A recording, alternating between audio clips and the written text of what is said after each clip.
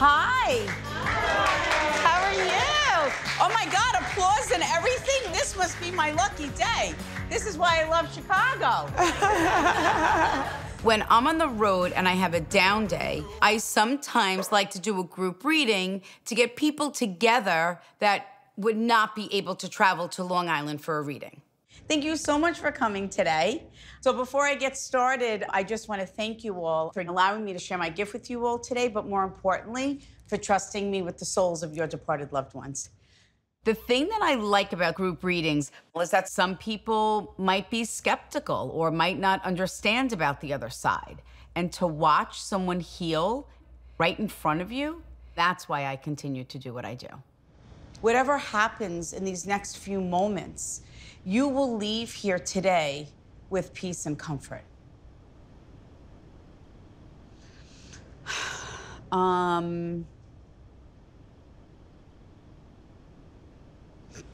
Whose cousin died? My cousin. Okay. Did she always brag about you? Yes. Because I'm talking to you, and she's going, oh, her makeup's on point, Teresa. I go, yeah, her makeup's beautiful. Oh, my God, she's like, isn't she gorgeous? Look at those cheekbones. But that would be her. That's her. That's how she talks. That would be her. That's how she talks. Yeah. My cousin, her name is Maisha. We all call her Siobhan.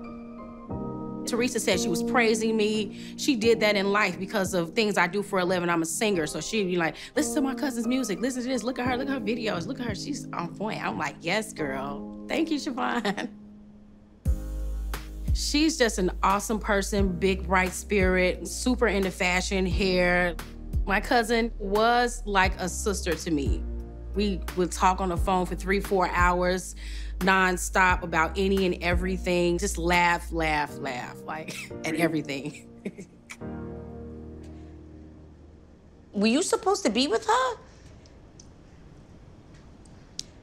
She says, I need you to stop saying that I should have went away with her. Do you understand that?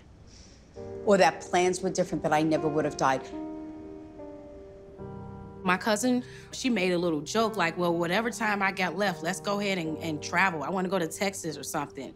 And I'm like, girl, don't say that. You're not going anywhere. I said, but we are going to take a trip. So I just feel like if we would have took that trip sooner than later, then we could have had our last hurrah together.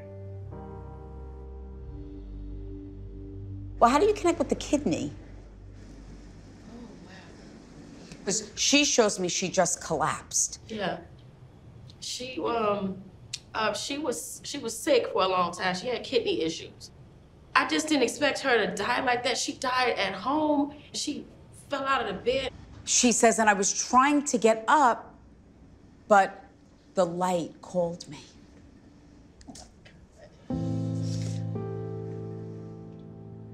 My cousin Maisha passed from kidney failure a year ago. She was only 42 when she passed. The last time I saw her, like, she was getting better. She looked good, like she was going to her dialysis treatments and things like that. So I'm thinking that, you know, she had at least 10, 15 more years, not a few months left. I didn't know it was that serious. The police, they discovered her on her bedroom floor. I was just devastated. Yeah, it was, whew.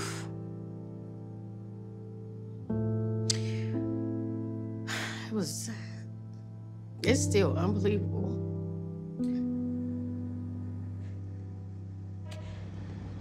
She says, what if we were away and that happened in an airport, or it happened in the hotel and you were right there? She said, you never looked at that other side of the coin. I did. She says, you cannot carry the guilt connected to my departure. Maisha said, like, don't feel bad, like the coulda, woulda, shouldas and stuff like that. Don't worry about that. I'm feeling like a weight has been lifted off of my chest. Well, how do you connect with the number 5? Is someone the month of May? Okay. Who did lose the child? Okay. He was born in May. So unfortunately, you lost your son. And he was born in the month of May. Know that that's your son. Know that that is his soul trying to get your attention to remind you that he is with you at that exact moment. My son, Cameron, was amazing. He was always very funny. He was the one that always made us laugh all the time. He loved to skateboard. He loved cross country. He loved to travel. He was fearless, fearless. He was the oldest of my 5 children. I was very young. I was only 20 when I had him. So we spent a lot of time together. We really enjoyed each other's company and loved each other very much. Did you talk about releasing balloons? Because the balloon, we did that on his birthday. Okay. And did you actually write something on the balloon? Because it says, I love you more. And he said, I love you more all the time. Do you hear the song on the radio that reminds you of your son, or there's certain music? He literally started playing music for me and was smiling. Oh, that was his thing for sure. So, me and his sister just talked the other night about it. Know that his soul was with you at that exact moment. Know that as hard as that was to listen to the music. He said, my mom felt a little sense of peace. Is that correct? Always. My son loved music. Music was like his most favorite thing of all. He was all about the music. I'm constantly telling him to turn it down, literally all the time. I just can't listen to music. My other family members, my husband and my kids, they think it brings them closer, but to me, it's just hard for me to listen to because it just reminds me of him so much. We were just having a conversation with his sister, and she even validated that conversation with the music because I said I don't listen to music anymore because it reminds me of him. And so we did listen to music the other night. We played a lot of songs that were all Cameron-esque. So when she brought that up, again, you know, it was nice.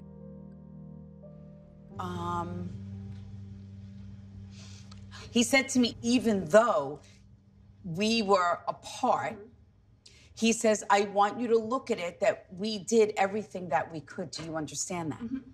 That I was proud of where I was in my life. Okay. And you know that, right? Right. He's saying that if he stayed with you, doesn't mean that he never would have died. Do you understand that? Yes. Because I say all the time, I wish he was at home. He didn't die alone. I wished he was here. Your son made me feel like he went quickly. Is that correct? He did. And he said, if there was one thing that I could take back, he said, is that you finding me. He says, for her to find me like that, he says, that is something that I never would have wanted. Right. He says, and know that I'm sorry, Mom. Cameron, my son, struggled quite a bit. He had his faults with addictions. He always went to rehab. He went multiple times to different places. That's why he was in Memphis. He was trying to get out of Chicago, and he went to rehab there, and he was staying with my brother at the time. I'd planned to go down there for my sister's birthday party. He was supposed to meet me at the airport, and he didn't. So then finally, I just went over there, and when I went over there, I found him. He was on the floor, right there in front of me on the floor. You just never think you're going to be in that position ever.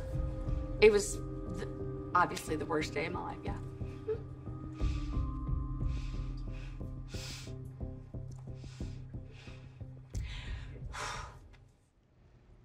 Your son looked at me and he said, Teresa, my mom gave me a beautiful life. My mom did not always agree with my choices and decisions. Is that correct, ma'am? Yeah. But you always respected me. Always. He said, I could not have asked for a better mom. You hear something you need to hear. And I wanted to hear from him, and I did. So it was amazing. It was amazing.